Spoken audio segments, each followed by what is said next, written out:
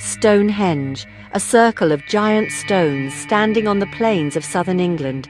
It is one of the most mysterious monuments in the world. For more than 5,000 years, it has fascinated scientists, historians, and travelers. But what is Stonehenge? Who built it? And why does it still remain such a puzzle?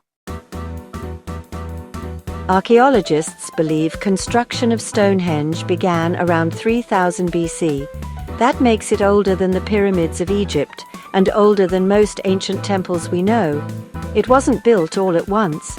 The monument was developed in stages over nearly 1,500 years. First, a circular ditch and bank were created. Later, massive stones were added, forming the monument we see today.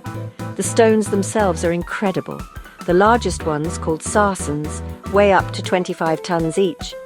The smaller stones, called blue stones, were brought from the mountains of Wales, almost 240 kilometers away. Moving such enormous stones without wheels, cranes, or modern machines is one of the greatest mysteries of the ancient world. So how did they do it? Some experts think the builders dragged the stones on wooden sledges. Others believe they rolled them on logs or floated them down rivers on rafts, but lifting them upright and placing the heavy stone beams on top. That required advanced engineering and teamwork far beyond what we once thought ancient people could achieve. This tells us something important. The people who built Stonehenge were highly organized, intelligent, and skilled. They worked together on a project that may have taken generations to complete. Stonehenge is not just a circle of rocks. It is, carefully aligned with the movements of the sun.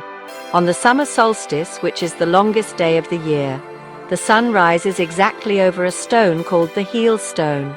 On the winter solstice, the shortest day, the sun sets in perfect alignment with the monument. This shows that Stonehenge may have been used as an astronomical calendar. It helped ancient people track the seasons, plan their harvests, and mark important spiritual events. In many ways, it was both a scientific tool and a sacred place. But why was Stonehenge built? That question has, honestly, so many possible answers. Some believe it was a temple dedicated to the sun and the moon. Others think it was a sacred burial ground, as human remains have been found near the site. Another theory suggests Stonehenge was a healing center, where people came hoping for cures. And some researchers think it was a place where communities gathered for rituals, feasts, and celebrations. The truth may be a combination of all these ideas, but one thing is clear. Stonehenge was not just a construction project. It was a place of deep spiritual and cultural importance. Thousands of years later, Stonehenge still stands. It is now a UNESCO World Heritage Site. Every year, more than 1 million people visit the site to see its giant stones. On the summer solstice, crowds gather at dawn to watch the sun rise, just as ancient people once did. It is one of the few places on Earth where past and present connect so powerfully. Stonehenge is a monument of mystery, history, and human achievement.